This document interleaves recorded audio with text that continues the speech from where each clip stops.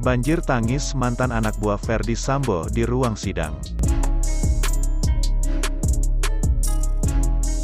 Jakarta, sidang kasus pembunuhan Brigadir Yosua Huta Barat dengan terdakwa mantan Kadif Propam Polri Ferdy Sambo dan kawan-kawan memasuki babak akhir. Selama proses persidangan berjalan, sejumlah mantan anak buah Sambo sempat menangis dan marah karena merasa dimanfaatkan Sambo. Pembunuhan Brigadir Yosua terjadi di rumah dinas Ferdy Sambo di Kompleks Duren 3, Jakarta Selatan, Jumat, tanggal 8 Juli tahun 2022.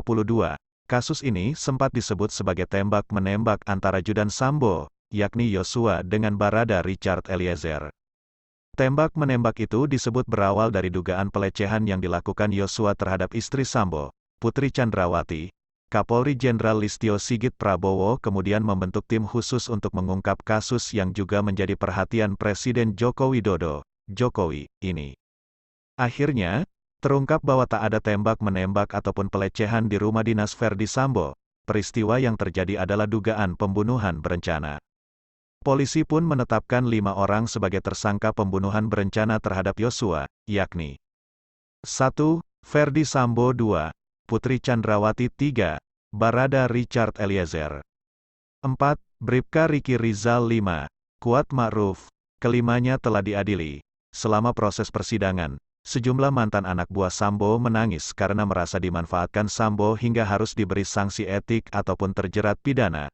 Berikut momen banjir tangis mantan anak buah Sambo di sidang. Kombes Susanto Haris menangis di ruang sidang saat Ketua Majelis Hakim Wahyu Iman Santoso bertanya apakah Susanto turut dipatsus, dikurung, dan disidang kode etik gara-gara kasus ini. Susanto membenarkan hal itu.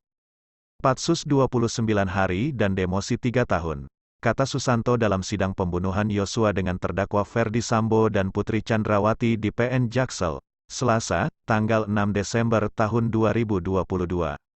Susanto tidak menjadi tersangka dalam kasus ini. Susanto pun mengatakan dirinya kecewa karena tak menyangka Ferdy Sambo, yang merupakan seorang jenderal, tega membohongi dirinya. Susanto mengatakan Sambo telah menghancurkan karirnya yang dibangun puluhan tahun.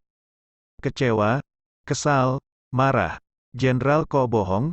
Jenderal kok tega menghancurkan karir? 30 tahun saya mengabdi hancur di titik nadir terendah pengabdian saya. Belum yang lain-lain. Anggota-anggota hebat Polda Metro Jaksel. Pak, bayangkan, kami Kabak Gakum yang biasa memeriksa polisi yang nakal, kami diperiksa, kata Susanto. Susanto mengatakan Sambo seakan-akan tidak menghormatinya kala itu. Padahal Sambo selalu memegang petuah menghormati senior. Hal itu, kata Susanto, terjadi ketika dia diperintah untuk mengamankan barang bukti berupa senjata untuk menembak Yosua di rumah Duren 3. Susanto menyebut Sambo memberi perintah dengan nada tinggi. Susanto pun kesal atas sikap Sambo saat itu. Ferdy Sambo meminta maaf kepada Susanto. Sambo mengklaim dirinya tidak pernah tidak menghormati senior. Saya ingin tanggapi Bang Santo, saya minta maaf, saya tidak pernah tidak hormati senior, kata Ferdy Sambo saat menanggapi kesaksian Santo dalam sidang. Mantan Kepala Subunit I-Sub Direktorat 3 Direktorat Tindak Pidana Umum Bareskrim Polri, AKP Irfan Widianto, sempat terdiam saat mendengar kesaksian Sambo di kasus perusakan CCTV terkait pembunuhan Yosua. Dengan suara bergetar, Irfan mengaku awalnya ingin marah ke Sambo. Siap, terima kasih, Yang Mulia. Sepertinya mohon izin, Yang Mulia. Saya tidak ada tanggapan. Awalnya saya ingin marah, kata Irfan saat sidang kasus perintangan penyidikan kasus pembunuhan Brigadir Yosua di PN Jaksel, Selasa, tanggal 6 Desember tahun 2022, hakim pun mengatakan orang yang paling kuat adalah orang yang bisa menahan amarahnya. Itu ya, tidak ada tanggapan ya, kalau kemarahan itu ya memang ya, pada akhirnya menjadi penyesalan, walaupun memang kita marah dan orang kuat itu yang bisa menahan amarahnya. Itulah sesungguhnya orang yang paling kuat, kata hakim. Mantan anak buah Sambo lainnya, Cak Putranto, juga menangis saat berhadapan dengan Sambo di sidang. Dia mempertanyakan kenapa Sambo melibatkan dia di kasus ini. Sambil terisak di hadapan Sambo, Cak bertanya apakah dirinya pernah berbuat salah dalam melaksanakan tugas sehingga Sambo setega itu kepadanya. Ini hal yang penting menurut saya karena selama 5 bulan, Yang Mulia, ditambah dengan saya dipatsus, pertanyaan yang sangat mendasar, Yang Mulia, kepada Pak Ferdy Sambo, Apakah saya pernah berbuat salah selama pelaksanaan dinas sehingga Bapak tega kepada saya? Kata Chuck di ruang sidang. Kamis, tanggal 22 Desember tahun 2022. Mantan Korspri Sambo ini mengaku selalu menjalankan tugas yang diberi Sambo. Chuck juga mengaku selalu melakukan yang terbaik dalam setiap tugas yang diberikan Sambo. Karena apa yang saya jalankan selama saya bergabung dengan Bapak, saya lakukan yang terbaik. Selalu saya lakukan yang terbaik, karena itu menjadi pertanyaan saya, kata Chuck. AKBP Arif Rahman menangis di sidang pada tanggal 13 Januari tahun 2023. Foto, screenshot tayangan sidang. Pecah tangis AKBP Arif di ruang sidang mantan Wakaden Bero Paminal Div Propam Polri. AKBP Arif Rahman Arifin juga menangis dalam sidang pemeriksaan terdakwa dalam perkara perusakan CCTV hingga menghambat penyidikan pembunuhan Brigadir Yosua. Arif mengaku takut bernasib sama dengan Yosua jika tidak menuruti perintah Sambo. Pengacara Arif Rahman awalnya bertanya terkait alasan Arif tidak mengatakan tentang CCTV Yosua masih hidup kepada pimpinan tim sus bentukan Kapolri. Arif mengaku sangat takut sehingga tidak punya keberanian. Takut, saya kemarin aja, Pak Hakim yang mulia, ucap Arif, kemudian diam agak lama dan menangis dalam sidang di PN Jaksel, Jumat, tanggal 13 Januari tahun 2023. Arif terlihat mengusap matanya dengan sapu tangan. Arif menangis sampai tidak bicara. Hakim pun menenangkan Arif. Arif pun terus menangis. Kemudian, setelah beberapa menit dia merasa sanggup bicara. Dia mengungkapkan ketakutannya. Rasa takut itu besar, Yang Mulia. Kemarin ketika saya ceritakan beda dengan Pak Ferdi Sambo aja, terus terang saya takut, ujar Arif. Arif kemudian mengingat pesan istrinya. Dia takut bernasib sama seperti Yosua.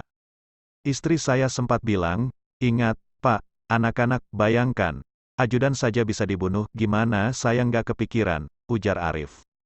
Arif juga menangis saat membacakan nota pembelaannya di ruang sidang PN Jaksel, Jumat, tanggal 3 Februari tahun 2023. Dia mengaku tak pernah terpikir karirnya sebagai polisi akan hancur dan harus menjadi terdakwa.